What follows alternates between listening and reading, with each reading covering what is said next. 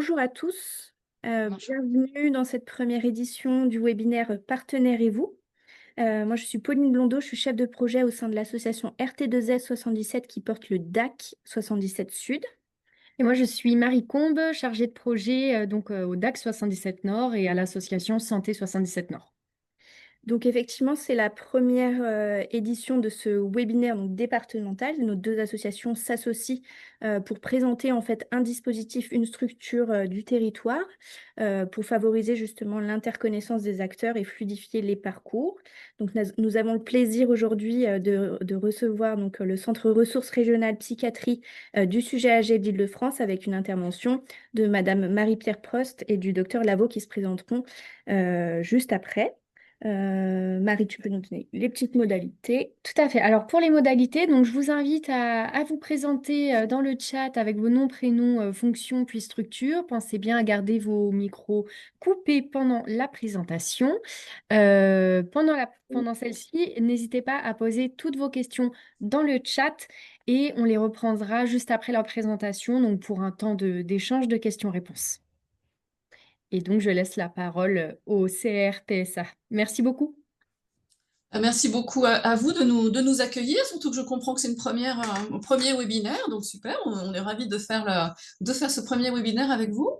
Merci beaucoup, je trouve que c'est intéressant que les DAC s'associent pour proposer des occasions à leurs partenaires je sais pas, de découvrir des structures ou de pouvoir poser les questions et échanger.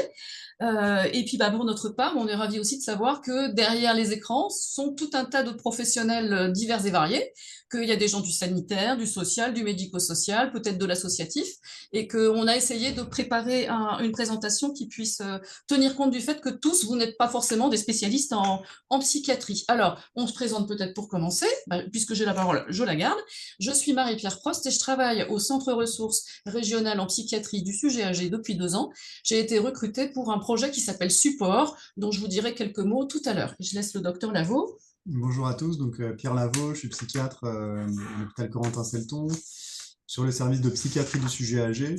L'un des objectifs de la présentation, c'est aussi de vous présenter l'offre de soins qui est proposée aux personnes âgées sur le service, avec notamment ce centre ressources régionales en psychiatrie du sujet âgé qui va regrouper différentes activités dont on aura l'occasion de parler au cours de cette présentation.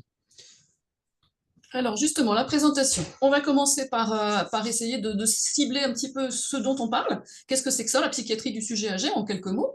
De qui parle-t-on? Le public, les personnes concernées. Voir que c'est une offre de soins qui se déroule à plusieurs niveaux. Ensuite, on vous présentera le Centre ressources régionales en psychiatrie du sujet âgé. Et surtout, grande nouveauté pour nous aussi, on va illustrer ça avec un cas concret. Le cas d'un monsieur qui est venu bénéficier d'un bilan au CRR-PSA, que le docteur Lavaux a rencontré d'ailleurs, et on va vous présenter ce qu'a fait le centre pour ce monsieur et comment on a ensuite orienté pour la suite de sa prise en charge. Il n'y a pas que Et le moi, je me permets juste, est-ce que vous pouvez mettre en grand écran, en grand mode écran. Oui. diaporama, Tac. votre présentation, s'il vous plaît? Voilà. C'est Super, mieux. merci beaucoup. OK. Donc, d'autres éléments de l'offre du CRR-PSA, parce qu'il n'y a pas que les bilans qui se font, mais donc on parlera d'hospitalisation, de téléexpertise, d'équipes mobiles et de projets support. Et puis, on n'oublie pas non plus de renforcer le soutien aux aidants. C'est aussi des gens qu'il faut considérer aux côtés des personnes soignées. Alors, pour commencer, la psychiatrie du sujet âgé. C'est Pierre qui va en parler. On parle effectivement de psychiatrie du sujet âgé. Je crois que les DAC ont pour mission de prendre en charge les patients, quel que soit l'âge, mais en tout cas là, c'est un peu plus spécifique à la psychiatrie de la personne âgée. Donc c'est une discipline qui est effectivement relativement jeune, qui s'est, disons, universitarisée dans les années 70, avec bien sûr les équipes de psychiatrie qui travaillaient avant avec les personnes âgées, mais il n'y avait pas de filière bien définie. Et depuis les années 70-80, il y a une structuration de l'offre qui est un peu plus importante et qui commence à monter comme ça en importance au cours des dernières années, du fait notamment de la prise en compte par les pouvoirs publics de l'enjeu majeur qui consistait dans le fait de prendre en charge les personnes âgées qui souffraient de maladies mentales, parce que ce sont des personnes, donc du fait de leur âge, qui vont être un peu entravées dans leur possibilité d'accéder aux soins. l'âge qui va générer un cortège de pathologies somatiques, de douleurs, d'isolement, donc qui sont des entraves à l'accès aux soins. Et puis là-dessus se greffe la pathologie mentale, qui va là aussi limiter la possibilité pour les personnes d'être demandeurs de soins. Et donc l'objectif était de déployer sur le territoire une offre qui soit un peu spécifique à ce type de situation, sachant que la sémiologie psychiatrique de la personne âgée est un peu différente aussi de celle de l'adulte, puisque on a beaucoup de comorbidités. Enfin, c'est notamment ça. Il y a des comorbidités qui vont générer des tableaux cliniques qui seront différents de ceux qu'on retrouve chez les sujets adultes. On a aussi une iatrogénie avec un nombre de médicaments sur les ordonnances qui vont être très importants. Donc, beaucoup d'éléments qui incitent à spécialiser en fait la prise en charge pour avoir un regard un peu spécifique par rapport à tous ces éléments. Donc, c'est effectivement ces facteurs de fragilité, cette polypathologie qui nécessite d'être prise en compte dans l'appréhension des patients. Alors, pour en savoir plus, du coup, voilà, je crois qu'on n'avait pas son nom, c'était pas affiché. Voilà, et là, voilà. Si vous voulez en savoir plus sur la psychiatrie de la personne âgée, vous avez un article du docteur Cécile Hanon qui travaille à nos côtés dans le carnet psy, et il date de plus de 10 ans son article, mais je pense qu'il reste valable et tout à fait intéressant. Donc les gens que ça intéresse pourront aller à partir du QR code. Et il y a surtout 2 champs de compétences qu'il faut bien distinguer, parce que ça, c'est pas toujours évident de bien comprendre la différence entre les deux. On parle de gérontopsychiatrie, de psychogériatrie, et c'est pas la même chose. Alors globalement, on parle de psychiatrie, de sujets âgés pour des personnes qui vont avoir un âge au-delà de 65 ans. Après, cette norme-là, elle est établie de manière... elle est variable selon les personnes. On considère qu'il y a effectivement un seuil en dessous duquel on n'intervient pas nécessairement. Maintenant, ce sont des seuils qui sont fixés, mais qui sont faits aussi pour être un peu... franchis à certains moments. Il faut pouvoir être souple par rapport à l'établissement de ce seuil d'âge. Et après, quand on parle de psychiatrie du sujet âgé, on parle soit de personnes qui ont des troubles psychiatriques depuis très longtemps, troubles psychiatriques qui auraient démarré durant l'enfance ou durant l'âge adulte, et qui, avec l'avancée en âge, vont avoir une spécificité dans leur présentation clinique, les traitements et tout ça, qui vont être pris en charge en psychiatrie du sujet âgé. C'est des patients qui ont des troubles psychiatriques depuis longtemps. L'autre type de situation, c'est des patients qui vont être indemnes de troubles psychiatriques et chez lesquels on va voir émerger des symptômes psychiatriques après 65 ans. Et donc là aussi, le psychiatre du sujet âgé va être interpellé pour savoir ce qu'on fait de ces symptômes, comment on les classe et dans quel diagnostic et quelle thérapeutique peuvent être proposés dans ces situations-là, qui seront des situations un peu spécifiques par rapport à ceux des patients dont les pathologies sont beaucoup plus anciennes. Et par ailleurs, on a aussi la prise en compte des patients qui présentent des troubles neurocognitifs majeurs, c'est-à-dire des démences, et qui vont présenter des symptômes psychiatriques dans le cadre de symptômes psychocomportementaux de la démence. Les démences se compliquent de troubles cognitifs, mais aussi de symptômes psychocomportementaux avec des manifestations d'allure psychiatrique. Mais qui ne sont pas toujours, mais qui ne sont pas forcément psychiatriques, en fait. Qui sont plutôt incluses dans l'évolution des troubles neurocognitifs majeurs, donc plutôt d'ordre neurologique. Maintenant, il y a souvent un échange qui est établi entre les psychiatres, les gériatres, éventuellement les neurologues, pour tenter de diagnostiquer au mieux, de traiter au mieux ces situations-là. Ce champ des symptômes qui appartiennent aux symptômes psychocomportementaux appartiennent plutôt à la psychogériatrie. L'autre champ des personnes qui présentent des troubles psychiatriques va être plutôt rangé dans le cadre de la psychiatrie de la personne âgée. Donc effectivement, si on entend gérontopsychiatrie, on entend psychiatrie, c'est un psychiatre, mais qui travaille sur le public personnes âgées. Et si on entend psychogériatrie, psychogériatre, c'est un gériatre qui s'occupe davantage des troubles, de tout ce qui est symptômes psychocomportementaux pour les troubles neurocognitifs. Et ceci dit, tout le monde, tu l'as bien dit, les psychiatres, les gériatres, les neurologues sont amenés à travailler ensemble. C'est quasi obligatoire. C'est un petit peu comme là, aujourd'hui, les DAC avec tous leurs partenaires et tout leur réseau de partenaires. C'est comme ça que ça fonctionne le mieux. Alors, passer peut-être quand même à la suivante, qu'on ne passe pas trop de temps sur chaque diapo. Les personnes concernées, ça je vais vous le faire rapidement parce qu'on a déjà eu l'occasion certainement tous d'y songer. À quel âge devient-on vieux? Drôle de question. Il y a des critères sociétaux, la vie professionnelle qui s'arrête, la carte senior, la place assise qu'on vous laisse dans le bus, même si ça peut être vexant pour certaines personnes, la CNAV, le fait de pouvoir demander une aide personnalisée en autonomie, le fait que chacun voit ça, ça porte aussi, vous demandez à quelqu'un à quel âge on est vieux, et ben en fonction de l'âge qu'on a, on va pas vous répondre la même chose, hein, c'est l'IFOP qui l'a constaté. En moyenne, on va dire 69 ans, on devient vieux, mais les gens de 25 ans vont vous dire, oh, 61 ans, c'est déjà pas mal avancé. Et les gens de 65 ans vont dire, mais non, pas du tout, c'est 77 ans. Il y a des critères physio-biologico-médicaux, bien sûr. La gériatrie va regarder l'espérance de vie à la naissance, va avoir un certain nombre de critères pour évaluer la dépendance de la personne. En psychiatrie, bien, on va regarder le vieillissement cérébral, le vieillissement psychologique, la mortalité prématurée. Et puis, il y a effectivement à côté de tout ça, le sentiment intime et subjectif. Chacun se sent devenir vieux ou pas. Et moi, j'aime beaucoup personnellement la photo de ce vieux monsieur là, qui se voit toujours en jeune homme, et ma foi, pourquoi pas. Au CRR-PSA, la limite, elle est fixée à 65 ans. On prend en charge les personnes âgées, entre guillemets, à partir de 65 ans, avec les différents profils de patients que Pierre a déjà évoqués, les gens qui sont avec un problème psychiatrique d'évolution chronique qui a commencé il y a longtemps déjà, et puis les gens dont le trouble psychiatrique arrive en même temps que la vieillesse, donc après 60-65 ans. Alors, vieux et psy, ça c'est particulier, vieux et psy. Vieux et psy, donc je vais tout afficher. comme je disais, il y a effectivement une spécificité, donc un intérêt qu'ont trouvé notamment les pouvoirs publics de développer cette activité, parce qu'il y a des situations qui sont très particulières à la personne âgée et une morbimortalité qui est extrêmement importante en lien avec l'émergence de pathologies psychiatriques. Donc, c'est la première cause de morbidité et mortalité précoce après 60 ans. Et effectivement, comme je disais, il y a une double peine pour les personnes âgées parce qu'il y a déjà la vieillesse avec le cortège d'isolement, de iatrogénie, de douleurs physiques éventuellement qui peut être présent.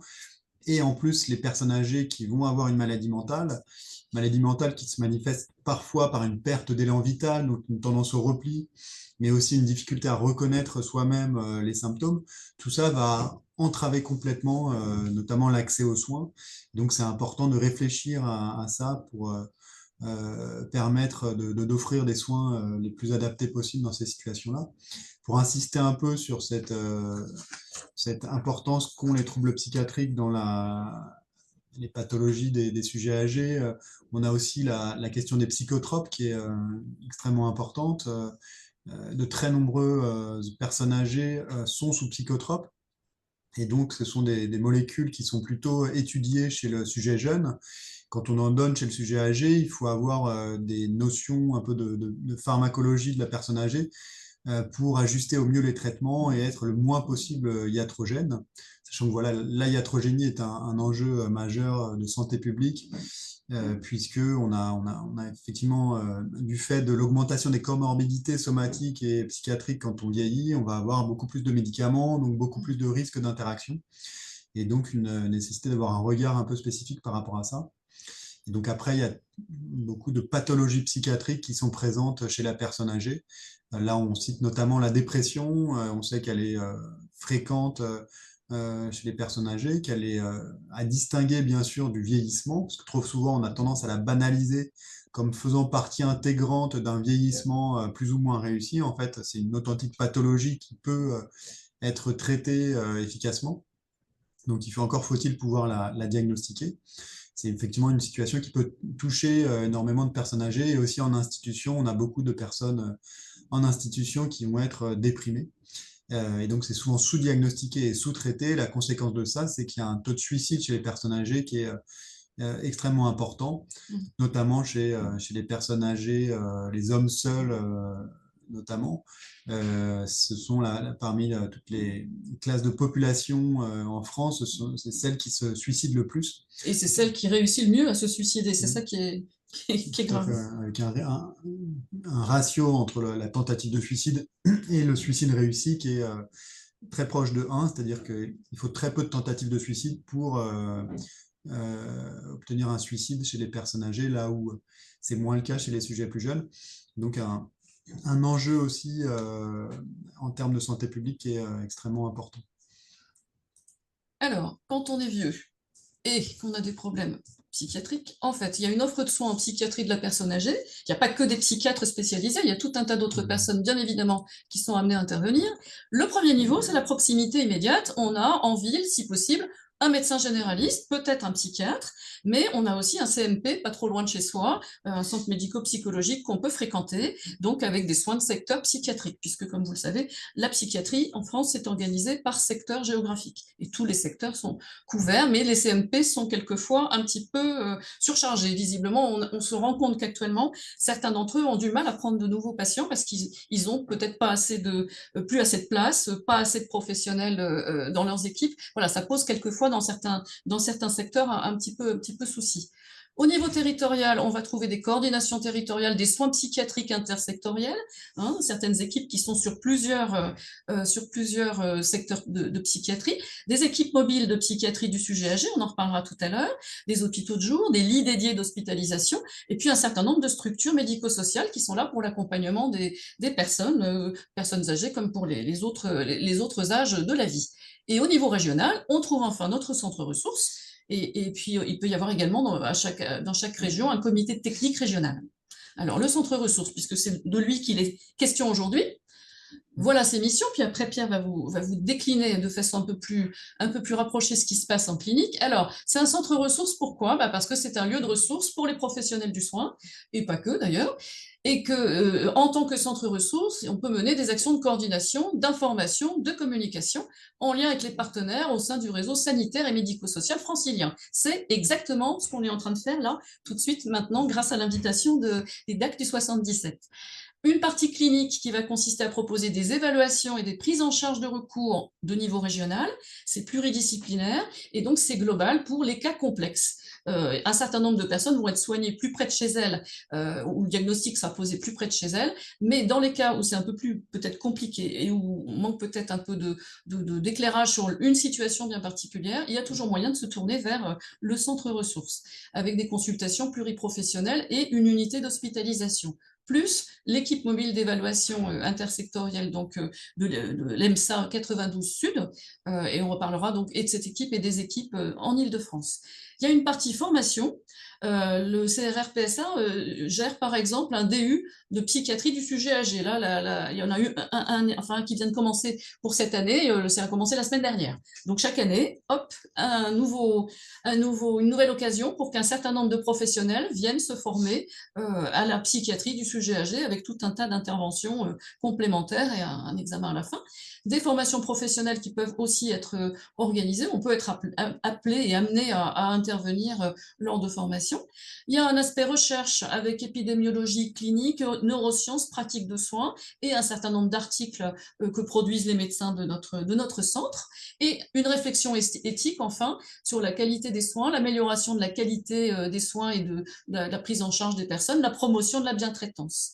Donc, on va pour le moment donc s'arrêter un petit peu sur la partie clinique et vous expliquer comment ça se passe, une consultation de recours de cas complexes ou un bilan CRR.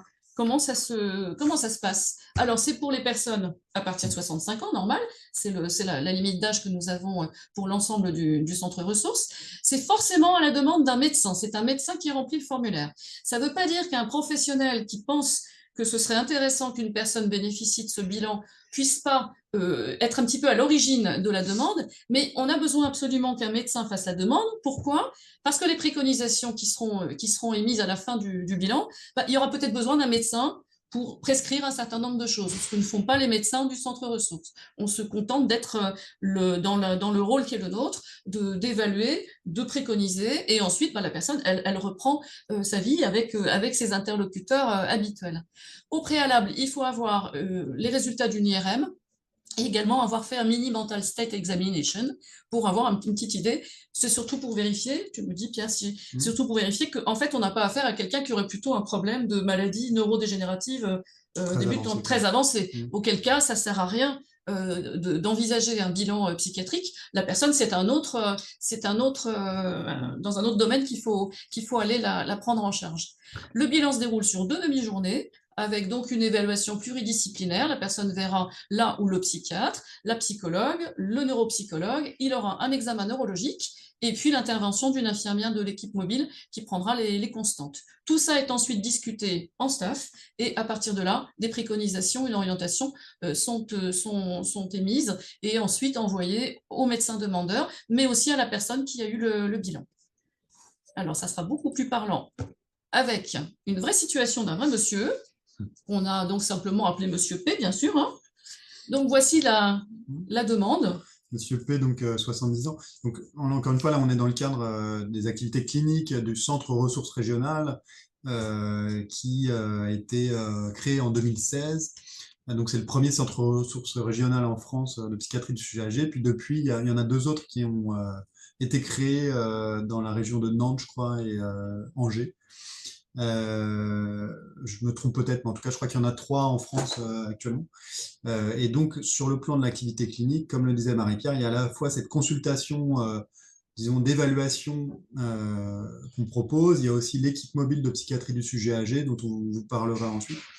Et donc là, pour la demande, donc c'est une demande qui émane d'un médecin coordinateur d'EHPAD, qui nous a simplement envoyé la demande au secrétariat. Donc, toutes les semaines, on traite les demandes d'évaluation de ce type. Et donc, c'est dans des situations dans lesquelles les personnes sont confrontées à des problèmes soit diagnostiques, soit thérapeutiques, dans des situations d'intrication entre des symptômes psychiatriques et une éventuelle présence de troubles cognitifs. Donc, souvent, les médecins veulent savoir si on va s'orienter plutôt vers un diagnostic de troubles neurocognitifs majeurs ou si c'est une pathologie psychiatrique isolée. Donc, on a des critères qui sont établis, et donc, enfin, qui sont plus ou moins établis pour essayer de distinguer au mieux la pathologie psychiatrique d'une pathologie neurocognitive avec des symptômes psychiatriques.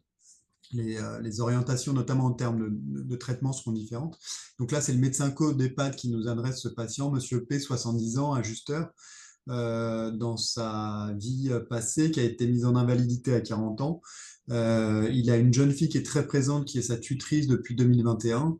Et lui, en fait, il souffre de Alors oui, schizophrénie. c'est pas facile, hein, franchement, quand on Ouais. soit ce genre de demande. Alors c'est pour ça que je vous ai préparé la traduction quand même. Voilà. Bon, c'est à nous de probablement proposer des PDF sur lesquels on pourrait modifier les choses. Là, on est encore un peu old school, donc les médecins Écrivent à la main, ils écrivent mal. plus ou moins soignés écrivent, et donc ont des chiffres. Là, en l'occurrence, c'est un patient qui est schizophrène, avec une schizophrénie qui évolue depuis le début de l'âge adulte, donc une pathologie psychiatrique entre guillemets assez classique, sauf que depuis quelques mois, il présente une aggravation de ces troubles du comportement avec un questionnement de l'équipe de l'EHPAD autour de la présence de troubles cognitifs. Donc la prise en charge en EHPAD devient de plus en plus difficile, et le médecin co souhaitait savoir si on pouvait avoir des arguments en faveur d'un trouble neurocognitif majeur qui s'installerait en plus de la pathologie psychiatrique, ou alors si les symptômes présentés étaient simplement en lien avec l'évolution de sa maladie psychiatrique. Alors, ce qu'il demande le médecin, c'est soit une consultation d'évaluation pluridisciplinaire, soit une hospitalisation. Et du coup, ce qu'on retient, puisqu'on regarde toutes les demandes qui arrivent au CRRPSA sont regardées en staff. Bon, bah pour ce monsieur, première chose, on propose une consultation d'évaluation pluridisciplinaire, donc un bilan CRR. Alors, avant que ce monsieur vienne, on a un certain nombre de choses à faire. Ça, c'est plutôt le boulot des secrétaires qui préparent la venue. Déjà, les secrétaires vont pouvoir caler les rendez-vous avec les uns les autres. C'est pas toujours visiblement un truc très, très facile de caler tous les plannings et d'être sûr que ça puisse coller bien et que la personne vienne bien sur 2 demi-journées sans que ça soit compliqué pour elle. Alors, on est obligé, dans un premier temps, d'aller regarder de plus près les antécédents. Donc, on recherche les antécédents médicaux et chirurgicaux. On regarde comment ça se passe sur le plan de l'autonomie et on a aussi trace d'antécédents psychiatriques. Et pour réussir à récupérer tous ces éléments-là le mieux possible, eh ben, alors ça par contre, excusez-moi, ça c'est ce qu'avait donné l'EHPAD lors d'une hospitalisation de cette personne. Hein, sur la fiche de transmission de l'EHPAD, on avait un certain nombre voilà, de choses qui étaient remarquées, aussi bien côté alimentation avec de la dénutrition, des problèmes cognitifs et des problèmes de motricité, des problèmes médicaux, voilà, un certain nombre de choses que l'EHPAD signalait. On regarde aussi le parcours du patient avant d'arriver au centre ressources. on a trouvé pour ce monsieur une mention de suivi par l'équipe mobile de psychiatrie du sujet âgé de son secteur, ce qui est bizarre parce que les équipes mobiles ne font pas de suivi. Bon, peut-être il n'y avait plus de suivi au CMP, on n'a pas forcément très bien compris. Ce monsieur a fait pas mal d'allers-retours entre son EHPAD et le centre hospitalier en local. Il a fini par atterrir un service d'accueil des urgences du centre hospitalier intercommunal. Il a été hospitalisé en psychiatrie au mois d'août 25. On a pu récupérer le compte-rendu. Il est allé également en hôpital de jour de gériatrie dans la foulée, ensuite dans la suite de son hospitalisation. On a aussi récupéré le compte-rendu. Tout ça, c'est des éléments qui sont importants parce que ça va aider à mieux comprendre ce qui se passe pour ce monsieur dans sa situation et mieux évaluer, mieux poser le diagnostic ensuite. Alors, ça, c'était le détail. On va vous passer tout ça parce qu'on n'a pas besoin de rentrer dans tous ces détails. L'hospitalisation en psychiatrie, ce qui s'était passé, le bilan hôpital de jour. En fait, tout ça concluait à la nécessité de poursuivre les investigations. Il y avait un état général altéré, des troubles, alors un certain nombre de troubles somatiques, une carence en fer débutante, et sur le plan neuropsychologique, il était désorienté, ce monsieur. Il y avait donc des problèmes cognitifs, apparemment, c'était déficitaire. On ne savait pas bien, mais ça pouvait évoquer un trouble neurocognitif majeur. Est-ce que c'était le cas ou est-ce que c'était sa schizophrénie qui vieillissait? Voilà, nécessité de poursuivre les investigations. Donc voici notre monsieur P arrivé au CRR pour un entretien avec le docteur Lavaux. Bon, rapidement, là aussi, globalement, c'est un patient schizophrène assez mal équilibré, avec un très mauvais contact visuel, un syndrome délirant qui est chronique, qui est présent au cours de l'entretien, avec des attitudes d'écoute, beaucoup d'hallucinations acoustico-verbales, une très très forte incurie avec un patient qui est calme en entretien, mais dont le contact est vraiment mauvais. Sa fille est présente et elle rapporte que le logement est complètement insalubre, diogénisé, encombré. Le patient peut très régulièrement quitter son établissement pour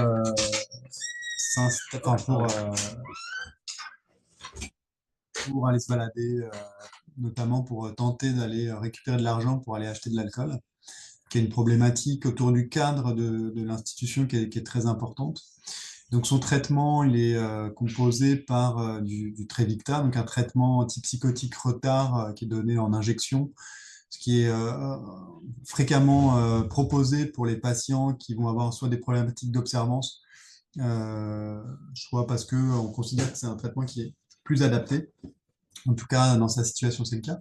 Le problème qu'on retrouve fréquemment, c'est effectivement un problème de recueil des antécédents précis, notamment avec le centre médico-psychologique, parce qu'il y a eu notamment un médecin qui est parti à la retraite, et puis ensuite un dossier médical qu'on a eu beaucoup de mal à retrouver. Et en fait, un CMP qu'on avait contacté qui était très réticent à poursuivre une prise en charge chez ce patient, considérant qu'il était en EHPAD et donc ça ne relevait plus nécessairement d'une prise en charge de secteur, ce qui est très très très discutable. En tout cas, il y avait cet enjeu aussi de prise en charge qui était présent. Et donc, ce qu'on propose, donc en amont, il y a toute cette évaluation, le recueil des données, l'anamnèse, on essaie de récupérer un maximum de compte rendu d'hospitalisation, jusqu'au plus récent, là, qui était l'hôpital de jour dont il avait bénéficié en septembre. Et puis ensuite, donc, on propose cette consultation, donc c'est sur 2 demi-journées. On a donc un neurologue. On avait un neurologue qui est parti, il va être remplacé. On a un psychiatre, une psychologue, une infirmière qui vont recevoir le patient. Tu as oublié le neuropsychologue. Et bien sûr le neuropsychologue, le pivot de l'évaluation. Chacun va rencontrer le patient au cours de 2 demi-journées. Et donc on a aussi coutume de recevoir l'aidant quand il est présent et qu'il accompagne le patient. Et donc là, on a une évaluation neurologique qui retrouvait notamment une neuropathie des membres inférieurs, probablement en lien avec ces conduites d'alcoolisation très anciennes. Et par ailleurs, elle ne retrouvait a priori pas d'argument franc en faveur d'un trouble neurocognitif majeur. L'imagerie cérébrale, en l'occurrence, il y avait eu un scanner cérébral qui avait été fait en septembre 2025, qu'on n'avait pas vu au cours de l'évaluation, mais dont on avait le compte rendu qui ne montrait que des lésions vasculaires. Ensuite, on a aussi donc le bilan neuropsychologique. Je me permets juste pour vous indiquer qu'il vous reste une dizaine de minutes pour Ouais, bilan neuropsychologique. C'est un peu l'élément très important de nos prises en charge et donc, en l'occurrence, ne retrouvait pas d'éléments en faveur d'une organicité. Donc le bilan neuropsychologique, c'est à peu près 2 heures, donc avec un neuropsychologue qui est formé en psychiatrie du sujet âgé. Donc son but, c'est de faire passer tout un tas d'échelles pour essayer d'évaluer les fonctions cognitives des personnes âgées et pour voir si les résultats trouvés sont en faveur plutôt d'un trouble neurocognitif majeur, d'un début de démence ou d'une pathologie psychiatrique. Donc c'est une aide très précieuse pour nous orienter dans le tableau, sachant qu'il faut savoir que les diagnostics comme ça, on n'a pas de diagnostic de certitude, c'est pas des diagnostics lésionnels, on n'a pas une lésion avec quelque chose de qualitatif, mais on essaie de regrouper un certain nombre d'arguments, un faisceau d'arguments, pour nous orienter vers une origine plutôt neurocognitive ou plutôt psychiatrique. En l'occurrence, le bilan neuropsychologique était plutôt en faveur d'une origine psychiatrique, et donc l'entretien avec la psychologue n'a pas été possible parce que le patient l'avait refusé. Et donc, les infirmières sont aussi intervenues. Donc, les conclusions, voilà, on propose ça aux médecins avec l'idée qu'en l'occurrence, dans cette situation-là, on était beaucoup plus en faveur d'un trouble psychiatrique, donc un trouble psychotique chronique type schizophrénie paranoïde, mal équilibré. Et donc, on insistait sur la nécessité d'une prise en charge en psychiatrie, d'une réhospitalisation pour ce patient qui était décompensé, avec la nécessité d'un ajustement thérapeutique. Et donc, on proposait éventuellement, en accord avec et en coordination avec le service de secteur, une hospitalisation en psychiatrie du sujet âgé dans notre hôpital pour instaurer le traitement et évaluer un peu son efficacité. Et donc, effectivement, les évaluations ne retrouvaient pas d'arguments en faveur d'un trouble neurocognitif majeur. Ouais, c'est un peu, disons, prototypique de l'offre qu'on peut proposer en consultation CRR. Alors, il y a d'autres aspects de l'offre de soins du CRR-PSA. Par exemple, le médecin co de l'EHPAD qui était demandeur aurait pu effectivement, il avait demandé dès le départ une hospitalisation en psychiatrie du sujet âgé. On a 20 lits de court séjour qui ne sont pas sectorisés, c'est-à-dire qu'ils peuvent être occupés par des personnes de toute l'Île-de-France, âgées de 65 ans au moins, et qui présentent un certain nombre de problématiques d'ordre psychiatrique qui vont permettre d'être, si possible, je sais pas moi, évalués, ou quelquefois ça peut être aussi pour stabiliser des situations. On a également de la téléexpertise, c'est-à-dire que le médecin co aurait pu faire une demande en ce sens et il aurait pu donc avoir un rendez-vous téléphonique ou en visio avec 2 psychiatres de l'équipe, leur présenter la situation ou une situation qui pose souci, et il peut y avoir moyen d'aider à éclairer un peu, donner peut-être des pistes, dans certains cas aider par exemple un médecin traitant à reprendre un traitement, à arrêter un traitement, à en introduire un autre par exemple, sans avoir besoin que le patient forcément vienne pour une évaluation. Tout dépend du type de situation, du type de problématique, et voilà, et on est ouvert aux demandes des uns et des autres. Et puis l'équipe mobile de psychiatrie du sujet âgé, le CRR-PSA gère l'équipe qui intervient sur le 92 Sud, et elle fédère l'ensemble des équipes mobiles d'Île-de-France. Je vais juste vous dire un tout petit mot sur les équipes mobiles quand même. Voilà. Et le projet support, alors en 2 mots, le projet support, c'est donc un projet qui consiste à monter un certain nombre d'outils qui puissent être utiles aux personnes, aux familles, aux professionnels, je pense beaucoup aux professionnels notamment, pour qu'il y ait moyen de s'orienter rapidement vers l'offre la plus adaptée à telle ou telle situation côté psychiatrie, parce qu'on n'est pas toujours tout à fait au courant de ce qui existe et de ce qu'on pourrait, vers qui on pourrait se tourner quand on est face à une personne qui a des troubles psychiatriques, et on est là pour essayer de faire gagner du temps aux uns et aux autres. Donc, ça va être des outils peut-être à mettre à disposition sur notre site. C'est qu'en ce moment, je travaille sur des bases de données et que je m'intéresse dans toute l'Île-de-France à tout ce que les uns et les autres font qui peuvent aller dans le sens de prise en charge des personnes vieillissantes avec des troubles psy qui, quelquefois, on peut avoir des troubles psychiatriques et d'autres troubles aussi et d'autres difficultés dans la vie. Donc voilà, à suivre, et ceux que ça intéresse, pas de souci, vous me contactez, on peut en reparler plus longuement. Alors, du côté des équipes mobiles, le CRR-PSA avait été chargé en 2022 de faire un état des lieux. À l'époque, il y avait 25 équipes mobiles dans toute l'Île-de-France. Maintenant, il y en a 27 et il y en a d'autres à venir dans les années qui viennent. Vous pourrez lire le détail des diapos et aller regarder de plus près si vous voulez, par exemple, le référentiel régional. Ces équipes, elles interviennent pas en urgence et elles interviennent pour aller évaluer une personne sur son lieu de vie, que ce soit à domicile ou en EHPAD, à la demande, là encore, d'un médecin, besoins.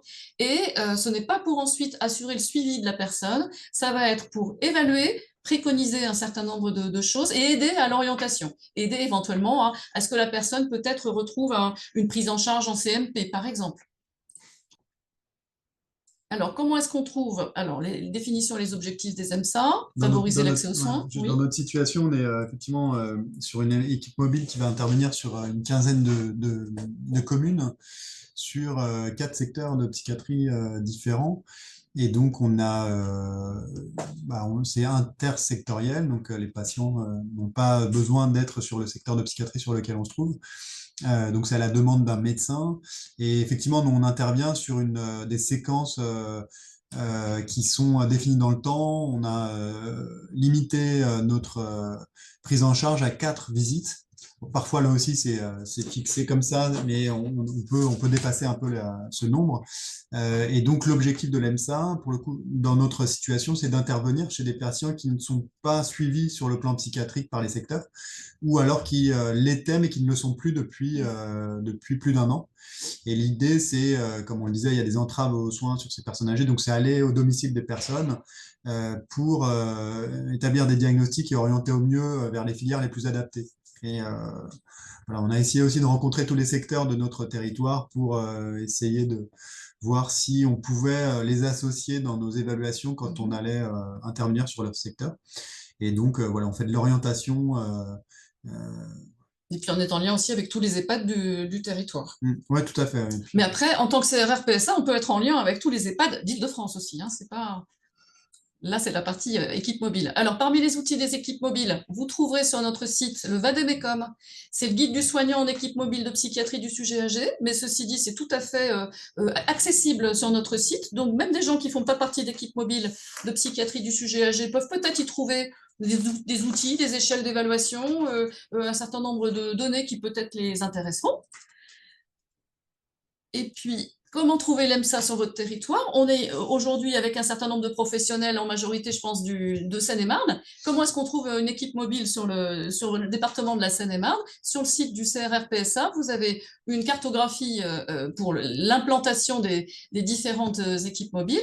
Vous avez moyen de rentrer un code postal ou le nom d'une ville pour savoir à quelle équipe mobile elle est rattachée, si il y a une équipe mobile sur ce territoire. Et pour la Seine-et-Marne, il y a 4 équipes mobiles. Je crois même que j'ai aperçu tout à l'heure des gens d'équipes mobiles qui sont dans les participants d'aujourd'hui.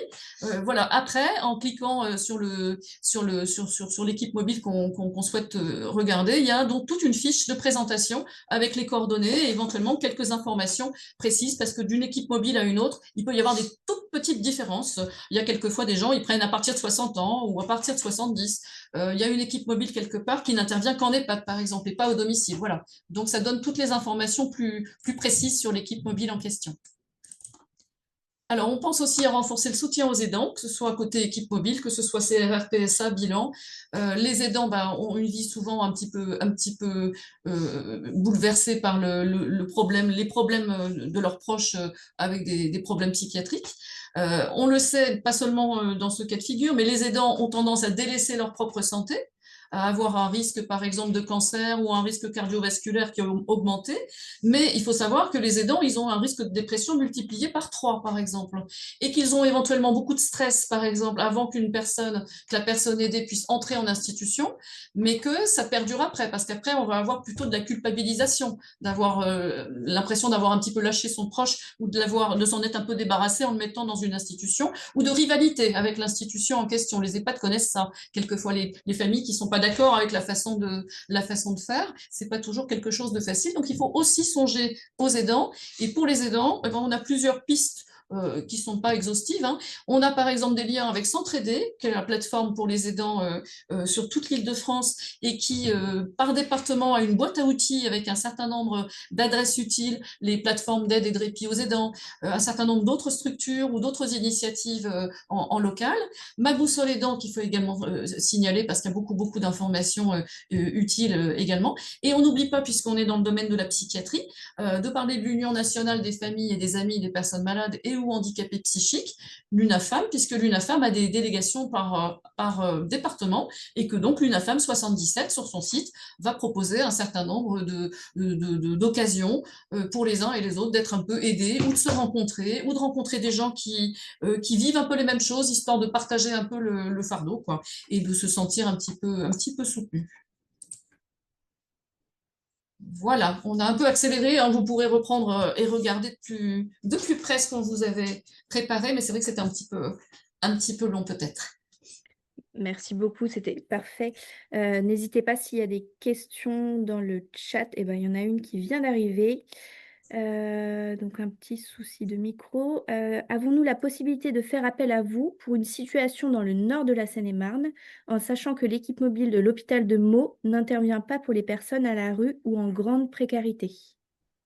Alors, a priori, il y a des équipes mobiles pour les personnes en grande précarité qui ne sont pas les équipes mobiles de psychiatrie, qui sont les équipes mobiles précarité. Donc, c'est peut-être de ce côté qu'il faut plutôt chercher un interlocuteur. Typiquement, moi, en tant que, comment dire, dans le cadre du projet support, si quelqu'un vient vers moi avec ce type de demande, je vais essayer d'aller trouver qui intervient sur son territoire côté précarité pour pouvoir l'orienter, les mettre en relation plutôt. Oui, et en effet, sur le nord de la Seine-et-Marne, en tout cas, il y a j'ai pas envie de dire de bêtises, excusez-moi, au moins une équipe mobile de psychiatrie précarité, en effet, et une au sud également. Après, c'est sacrément bien toutes ces équipes mobiles parce que c'est vrai que ça va au-devant des personnes. Il y a tout un tas de gens. Si on n'allait pas jusqu'à eux parce qu'on nous a signalé une difficulté, ces gens-là ne demanderaient rien, hein, et commencent même quelquefois par pas être d'accord ou pas trop vouloir qu'on leur rende visite. Il faut y aller tout doucement, tranquillement. Bah, ça, beaucoup de gens le savent parmi vous, hein, je ne sais pas que ce soit les gens des DAC qui vont évaluer quelqu'un à son domicile. Tous les gens ne sont pas non plus toujours très, très demandeurs en première instance. Donc, il faut un petit peu prendre le temps de leur expliquer qui on est, pourquoi on vient, et puis de respecter un peu ce qu'ils veulent ou ce qu'ils veulent pas, et puis de peut-être quelquefois de revenir un petit peu plus tard, voir un petit peu si c'est pas plus facile à ce moment-là. Alors, plutôt un autre commentaire. Donc, sur notre EHPAD dans le 77, nous n'avons pas de MPSA. Alors, c'est vrai que toute la Seine-et-Marne n'est pas encore fournie d'équipe mobile. Donc, c'est un vrai sujet, hein, mais Alors ça va venir, hein, parce que régulièrement, l'ARS Île-de-France lance un appel à candidature, et allez hop, 2, 3 ou 4 nouvelles équipes se montent. Et on va attendre l'année suivante ou la suivante, et allez, c'est reparti pour un appel à candidature. Le but, hein, l'ARS est vraiment pour, hein. Il sait que toute l'Île-de-France finisse par être couverte. Donc ça va venir, il faut juste être patient. Et puis maintenant, vous connaissez le centre ressources, il n'y a pas de souci pour nous solliciter en cas de besoin de discuter d'une situation ou d'envoyer une personne pour qu'elle bénéficie d'un bilan. On peut essayer d'être là pour vous aider. Tout à fait. Alors, il y a une autre question. Les personnes ont la possibilité de faire ce bilan CRR seulement au centre ressources. Quid des personnes qui ont des difficultés de mobilité et problématiques de transport? Alors là, vous me posez une colle, je ne sais pas. Il faut essayer d'organiser. Déjà, il y a la possibilité éventuellement d'avoir une téléexpertise avec le médecin adresseur pour éventuellement orienter la prise en charge, mais c'est aussi au médecin généraliste, quand il y en a un, d'essayer de proposer un transport médicalisé, quoi, quand c'est compliqué. Ça peut être fait comme ça. Ça peut être fait comme ça. Et puis après, selon l'endroit où se trouve la personne, il y a moyen de solliciter. Quand il y a une équipe mobile de psychiatrie du sujet âgé sur ce territoire, là, oui, ça peut être tout à fait intéressant parce que l'équipe mobile, par définition, elle est là pour se mobiliser et aller jusqu'à la personne. Donc, quelquefois, effectivement, des gens qui ne se déplacent pas facilement, ça peut être plus simple d'aller jusqu'à eux. Évidemment, sauf si on n'a pas encore d'équipe mobile sur son territoire. Merci. Alors, une autre question. Comment faire quand la personne âgée présente des troubles du comportement sans médecin et sans adhésion aux soins? Ça, c'est compliqué, oui, effectivement. Oui. Alors, En fait, global, effectivement, de toute façon, il y a des limites aux prises en charge, et notamment, c'est la beauté de la psychiatrie de la CGAG que de nous exposer des fois à des choses sur lesquelles on a à se questionner. Et parfois, on est amené à rencontrer des gens qui ne veulent absolument pas nous voir, à des portes fermées ou des portes qui se claquent. Et donc, on a un petit sentiment d'impuissance qui peut apparaître quand les patients nous paraissent nécessiter des soins, mais ne les souhaitent pas du tout. Dans ces cas-là, on ne peut pas intervenir sans l'accord du patient, sauf si ce dernier se met en danger ou met en danger son environnement proche, quoi. Donc, c'est sûr qu'il y a des limites à ce niveau-là. En même temps, il faut se garder aussi d'un excès d'hygiénisme et respecter la liberté des gens.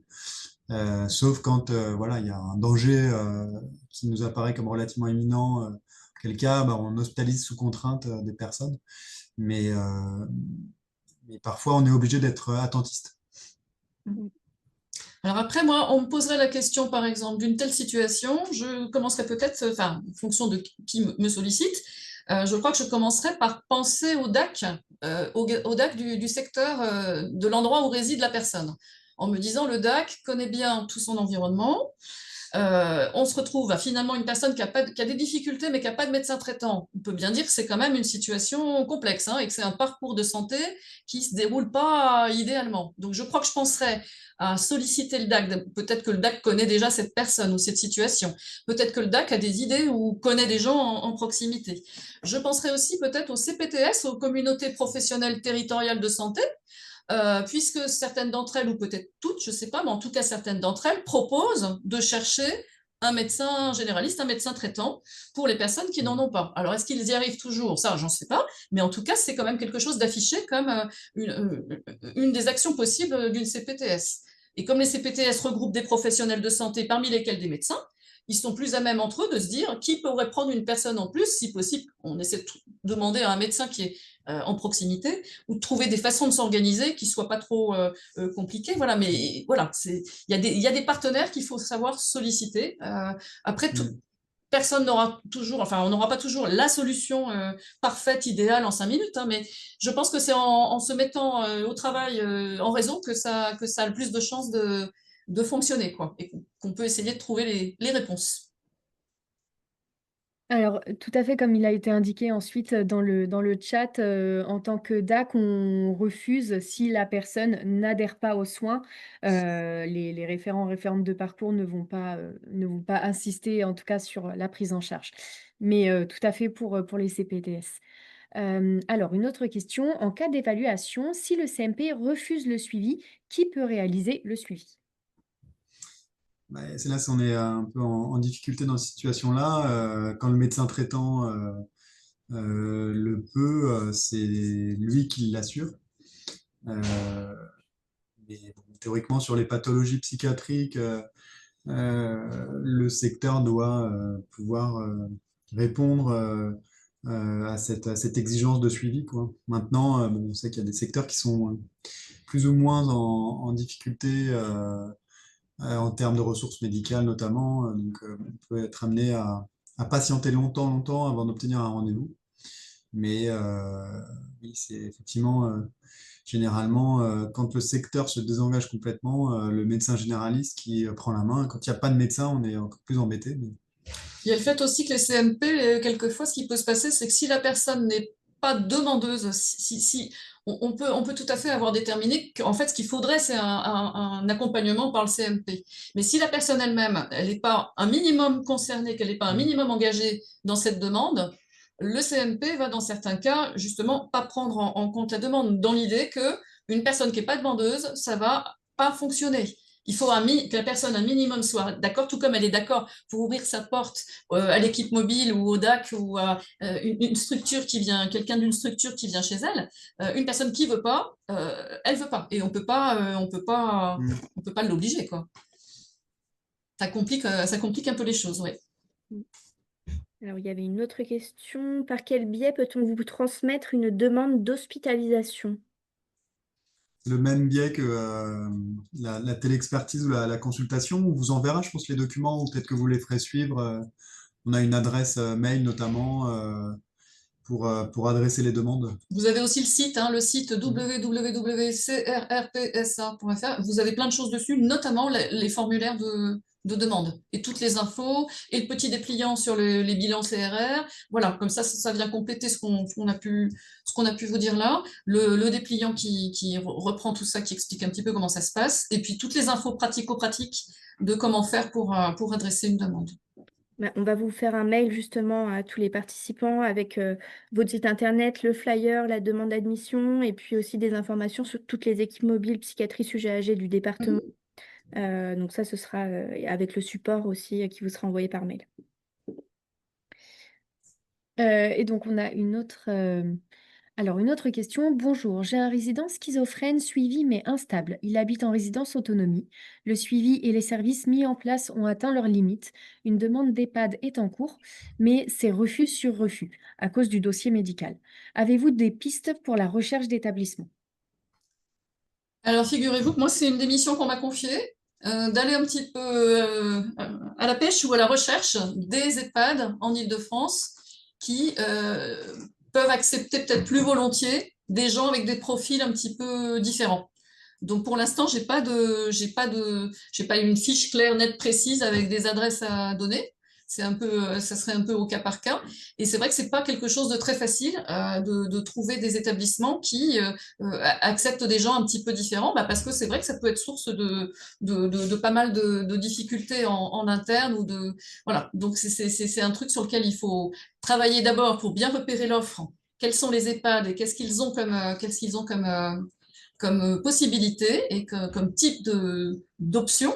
Et puis, par ailleurs, oui, il y a sans doute des choses à faire évoluer. Voilà. Pour l'instant, c'est vrai que sur ce type de questions, je n'ai pas immédiatement dans les 5 minutes une réponse toute prête. Mais ça peut arriver, ça a pu déjà m'arriver quand on me demande pour une personne dans tel endroit d'Île-de-France d'essayer de trouver un EHPAD adapté parce que je ne sais plus quel était. Il y avait un problème particulier pour cette dame et il fallait trouver un endroit qui puisse convenir. Donc après, je vais chercher et puis essayer de continuer à alimenter, qu'on ait, nous, ici, un carnet d'adresses qui soit le plus fourni possible, le plus à jour possible, et qu'on sache bien qui fait quoi et où. Voilà. Donc, c'est un peu énorme, hein. Île-de-France, c'est quand même une grande région. Mais voilà, c'est un petit peu le but aussi qu'on puisse essayer de trouver et d'avoir sous la main, ou de chercher quand quelqu'un nous demande, et puis ça sera bien aussi pour les fois suivantes, quand quelqu'un d'autre viendra poser le même genre de questions. Merci beaucoup pour votre Vous pouvez réponse. tout à fait le solliciter dès maintenant, même si, alors pour l'instant, l'équipe support, elle n'est pas au complet. Hein. L'équipe support, c'est moi toute seule pour le moment. Il y a un médecin qui travaille sur le projet qui va se développer et on attend l'année prochaine l'arrivée d'une infirmière. D'accord. Pour l'instant, on n'est pas encore en ordre de marche, mais bon, dans la mesure où je travaille déjà à chercher, rechercher, compiler tout un tas de choses, ça m'intéresse à la fois de savoir ce que vous, les uns les autres, vous faites. Si certains parmi vous font des choses spécifiques pour les personnes âgées ou les personnes qui vieillissent avec des troubles psy, oui, ça m'intéresse d'avoir vos coordonnées, d'avoir un peu plus d'infos. Et puis, si vous avez des besoins particuliers, sollicitez-moi, je verrai comment je peux vous aider le mieux possible, même sans attendre d'être une équipe au complet. Super, merci beaucoup. Est-ce que d'autres personnes ont des questions, auquel cas vous pouvez lever la petite main sur Zoom et prendre la parole oralement si vous le souhaitez.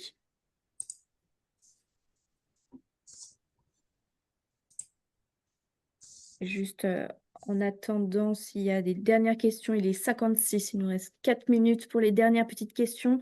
On va vous transmettre le lien vers le questionnaire de satisfaction du webinaire.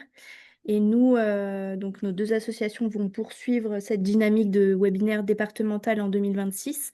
Et on va poursuivre aussi respectivement sur nos territoires. Au nord, ce sera toujours les webinaires partenaires sur le pouce. Et sur le sud, ce sera Rencontrez-vous en tant que webinaire sur le 77 Sud. En tout cas, nous sommes super contentes de ce premier projet Partenaire et vous de webinaire commun avec cette superbe présentation très enrichissante. Encore merci pour votre présentation. On est ravis aussi, hein, Pierre. C'est très clair. Oui. Et bon après-midi à tous. Également, merci beaucoup pour votre participation. Au revoir. Au revoir. Au revoir.